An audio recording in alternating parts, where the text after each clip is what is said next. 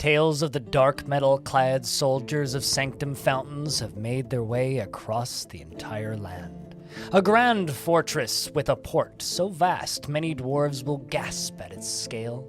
Seeing trade ships from here and yon, far and wide they travel to Sanctumfountains to trade for their gracious crafts.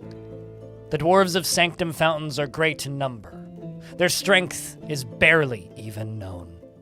Many dwarves will travel to this place just simply to visit the Grand Tavern or read a few books in the library. Sanctumfountains is one of the greatest fortresses known to exist, and any dwarf worth their salt would be wise to pay it a visit. Hello, everybody, and welcome to another community fortress. This is the Fortress of Sanctumfountains. Now, this is a 43-year-old fortress created by Albreo and was sent in on the Discord. If you would like to send in a fortress for me to have a look at on this show, please do that via my Discord server. There's a link down in the description. Simply upload the save to the DF save sharing room and kind of keep an eye on what other people are doing. I had some trouble loading a couple of saves, so I had to skip a few. Unfortunately, one of them, the link didn't work, and one of them, I just couldn't get it to load because there was too many mods and I couldn't get the mod order correct. So if you're using a very heavily modded version of the game, please just kind of know that there's still an iffy chance that I'll be able to load it. But this fortress is a capital, and it is a gorgeous capital, as you kind of saw in the preamble. It is a very ocean-themed, beautiful ocean fort. So let's take a look at this. Now, this fortress kind of has some of the things built into it that many people really, really want into our fortress. And by these things, I'm referring to boats. They've built boats. These are not actual boats. They do not function, so don't get too excited. But we will do our damnedest to take a peek around. So let's skim around at the edges first. So if we go down this way, there's kind of some stuff down here. If we go over here, there's some stuff down this side as well. But as for the front door, I think that's the most important place to start. So we are full of spiked copper balls of weapon traps for the front entrance. I'm assuming most of the enemy sieges come from this direction as, well, they tend to get hit from this side from the looks of things, because there's just... I would assume sieges are coming from this angle, because they tend to consistently come from the same direction, so I'm assuming that's why they set this up on here. These are all various little images that have been engraved by the dwarves. As for the actual front door, well, it's an electrum bridge, and the fortress, for having 226 dwarves and being a surface fort, runs quite well. For me, it was running at about 50 frames a second, pretty steady, before I started recording. And now that we're recording, it's sitting at 60, 70, which is kind of great. We have some cage traps around the edges here to catch any unlucky enough, scraggly, probably very heavily wounded creatures that manage to get through that. And then look at this very decked out dark metal bard over here. Well, let's move into the fortress a little bit and have a look-see, shall we? Let's move around the courtyard. We've got some surface crops. And we've got some gorgeous piles of cages for the livestock, of course. And then the lovely fields. And then, of course, an actual snake pit, in case, for some reason you wanted an actual snake pit. Over here we have elephants, which are lightly grazing, and we have this animal dissector, necromancer experiment person who's just hanging out. I mean, for reference, this character is a small eyeless humanoid. It has thin wings of stretched skin, and it's black skin. Its black skin is rough and cracked, and this night creature was first created by a human necromancer. And we can continue scrolling around and just admire the elephants. Around the edge of the fortress is the Coffin Walls. It might be kind of dark sleeping in some of these bedrooms and having all these coffin walls all the way around the edge. I mean, oh yeah, where's Urist? Oh yeah, he lives in the walls now. There's a gorilla here, and we can move up a layer. We can see right here in the center, there's a little training burrow here for many military squads right here. I'm assuming they're all just kind of operating on various, what's the word I'm looking for here? I'm assuming they're all just kind of taking turns. They're just running through the training cycles, and we can move up through and see a bunch of other things above them. So there's a library up here. There's just a big old pile of stockpiles up here, and then some power up at the top. But let's go around on this layer a little bit. So we can kind of move through here. We can see that we've got a bunch of workshops, and then a bunch of furnaces, which are kilns, and they're making what's the word? Porcelain is the word I'm looking for here. I'm assuming that's porcelain. Anyway, clay they've got kind of all around there. Then we got bedrooms kind of running around through the walls, all the way around the edges. And in the center kind of section, we have this beautiful, huge, circular zone for various different types of crafts, mostly clothing, at least on the top half, and then metalworks down on the bottom half. So we got charcoal, we got metalsmiths, forges, and we got smelters. And then over here, we've got our beautiful clothing setups in a very symmetrical fashion. My favorite part about this room and what really ties the room together, that's a weird thing to say, is this in the center here, this kind of walk and like view down to that central bridge. It's absolutely gorgeous, and it really looks nice in here.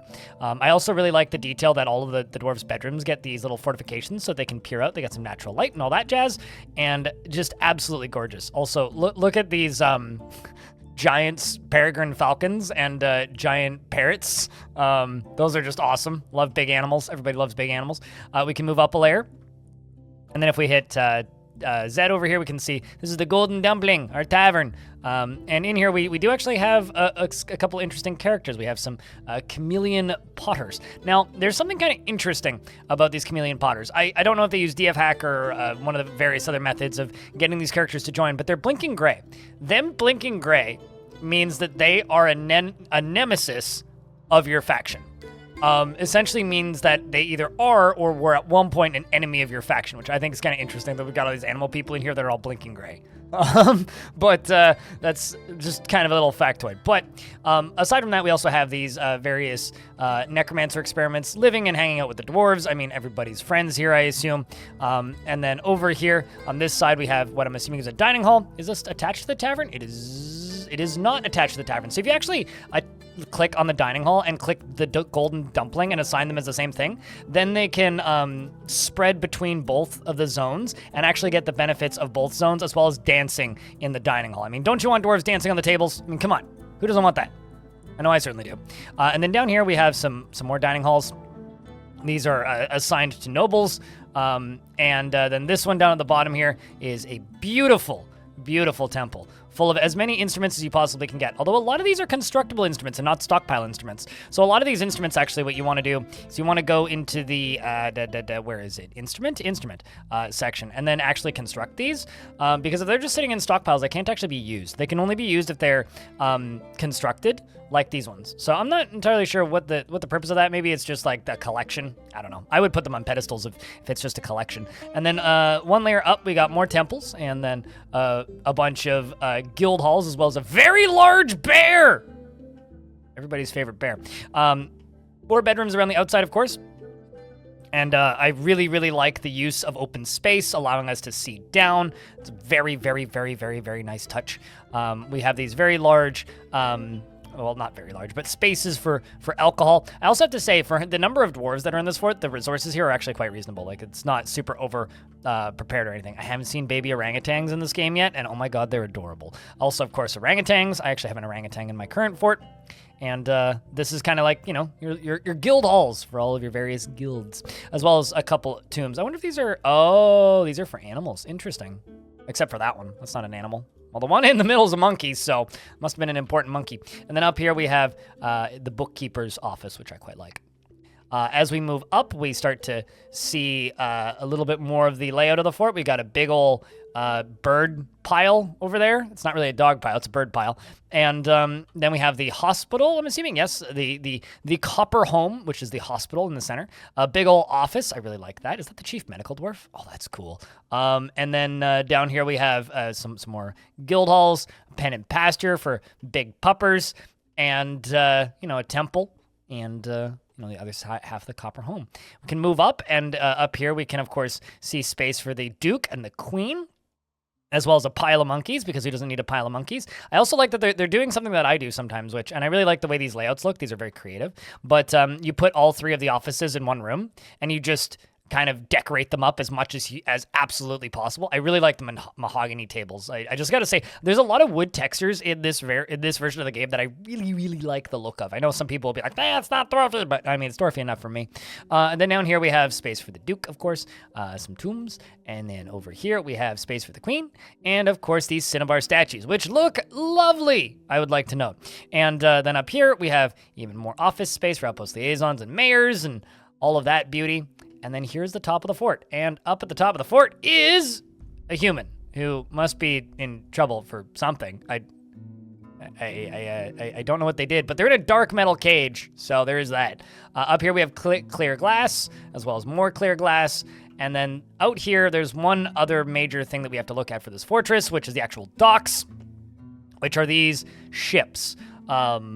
And these ships are kind of, you know, they're purely aesthetics, right? Like they serve no practical purpose. What I would actually do with these bedrooms, I don't know if they're even accessible.